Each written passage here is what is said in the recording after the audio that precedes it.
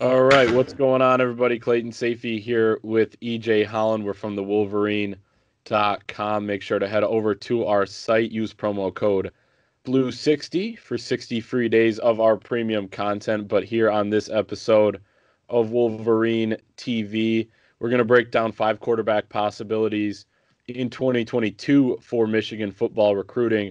But first, EJ, just it's kind of interesting having an elite guy like JJ McCarthy in 2021. And I know we've talked about this before, but what kind of impact does that have on 2022? Or maybe you don't want to be that next guy to come there, and maybe you look at the depth chart somewhere else where it's a little more open. What's the impact of JJ on 2022?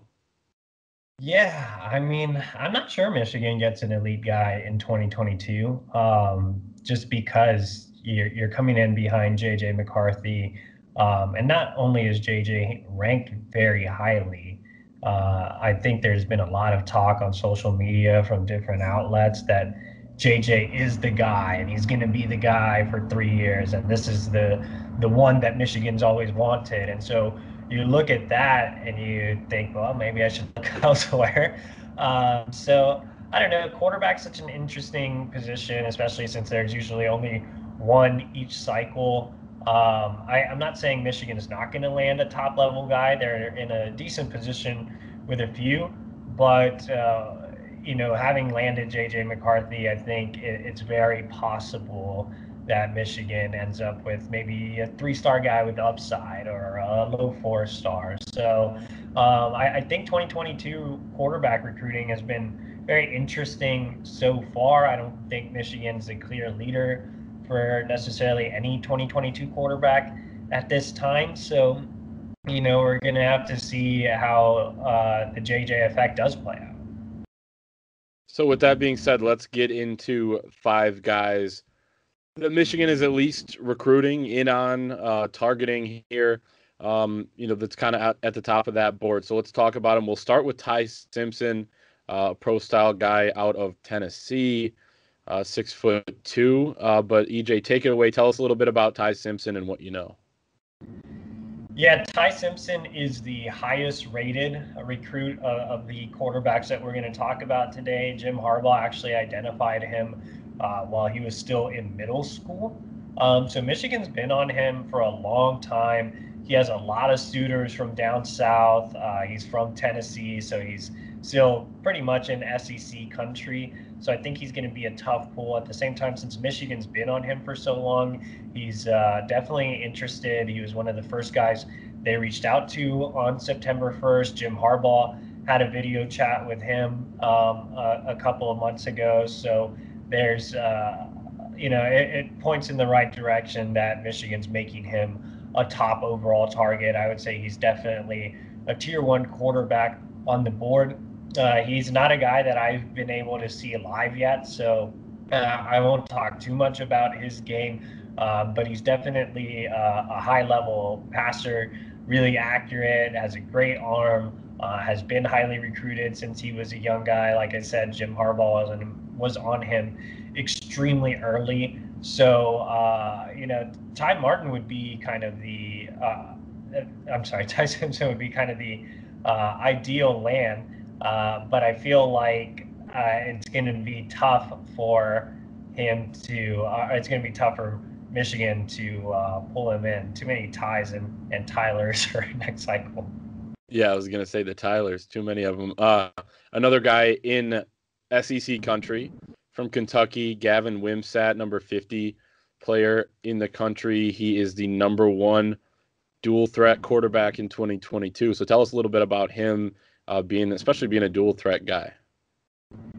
Yeah, so he's definitely has the athletic profile that I love in quarterbacks. A big dual threat guy that can make plays with his legs, has a big arm. He's another guy that I haven't had a chance to see in person, but I really, really like on film. He's Michigan's most recent 2022 quarterback offer. So I think they threw their hat in the mix. Obviously, he has a lot of suitors, being the number 50 overall prospect in the country. Will be another tough guy to land, but he's from Kentucky, and that's a state where there isn't like a big major presence. Obviously, you have Kentucky, but I think it's going to be interesting, or it would be tough for Kentucky to pull such a high level guy like Gavin. So I think his recruitment's going to be pretty open. It'll be interesting to see what happens after the dead period. He's just started to blow up a lot more recently. So and like I said, Michigan just offered not too long ago. So I think with him, it's going to be about his visits after the dead period. I think he's a guy that could easily just take his time with the process.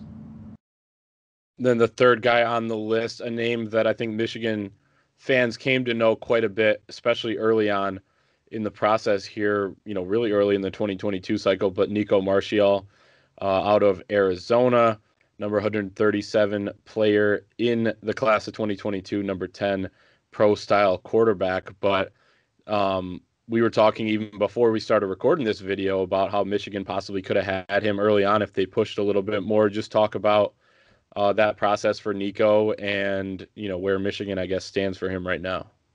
Yeah, so Nico makes a ton of sense. I really like Nico as a prospect. I've seen him throw.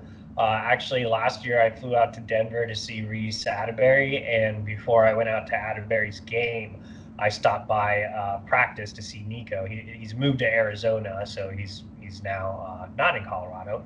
But when I did see him in Colorado, I loved what he brought to the table from an accuracy standpoint. Just able to dissect the defense so well, pinpoint on short to intermediate routes. And he doesn't have the strongest arm. I thought he struggled a little bit with deeper balls. He puts a lot of touch on his passes, but he doesn't necessarily have that rifle arm that JJ has. But I think he's a very safe pick at quarterback. He's a lefty, so sometimes that causes a little bit of pause for some schools, depending on how much you're willing to adjust your offense to fit lefties.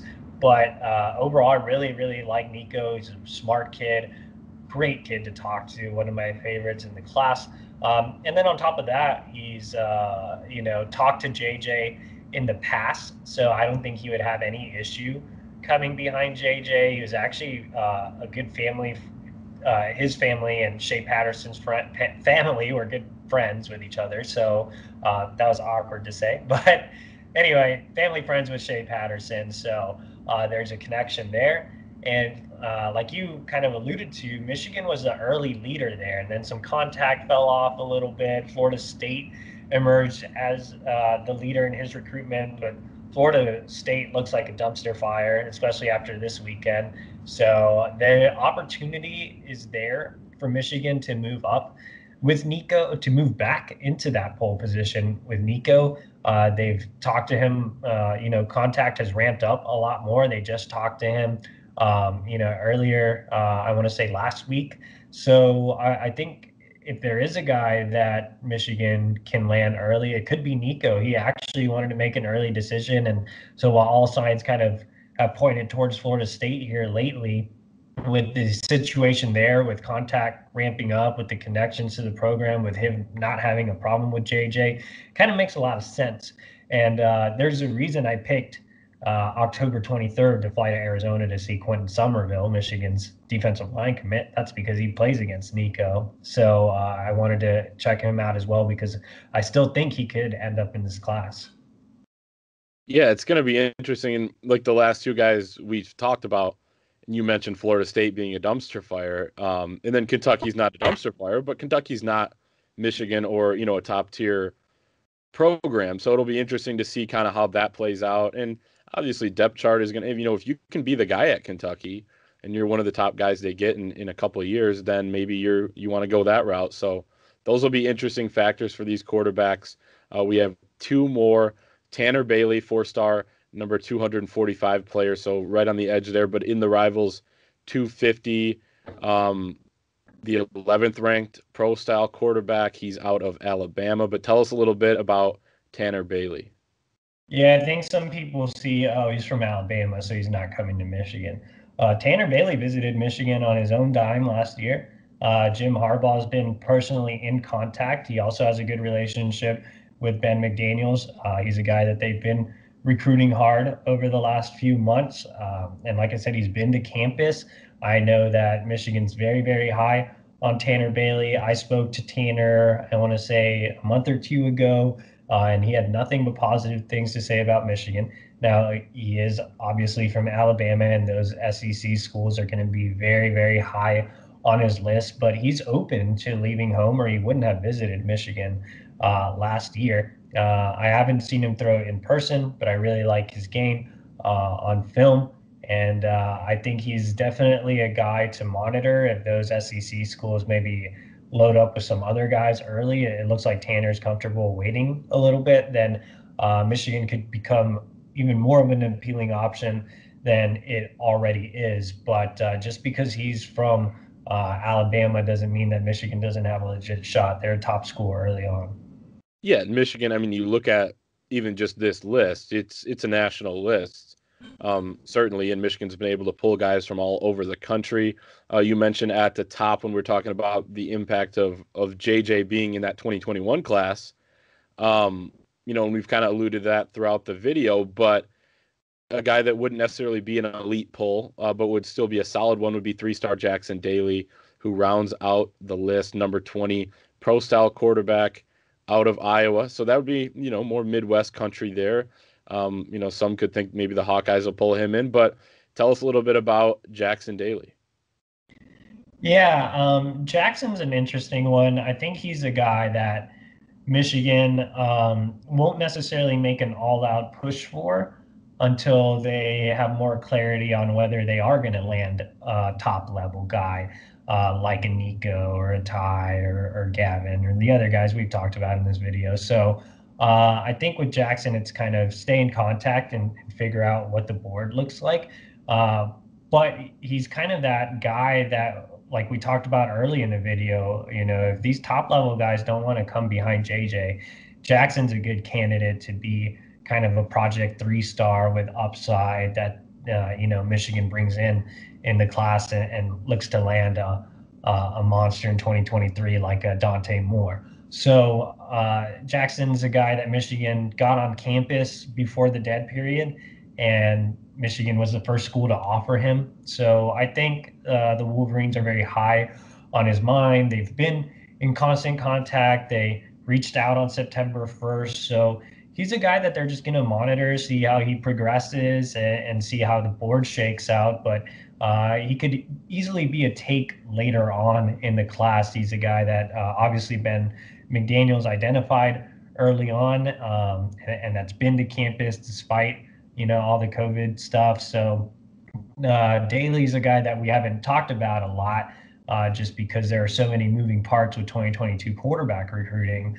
But he's definitely a candidate to be a riser on the board with how things may shake out. So there you have it. There's our list. Ty Simpson, Gavin Wimsatt, Nico Martial, Tanner Bailey, and Jackson Daly. 5 quarterbacks to watch when it comes to Michigan trying to land a signal caller in 2022. Good stuff there from EJ. And remember to head over to the Wolverine.com. Use that promo code BLUE60. Get 2 months free of our premium content. We'll see everybody next time here on the Wolverine TV.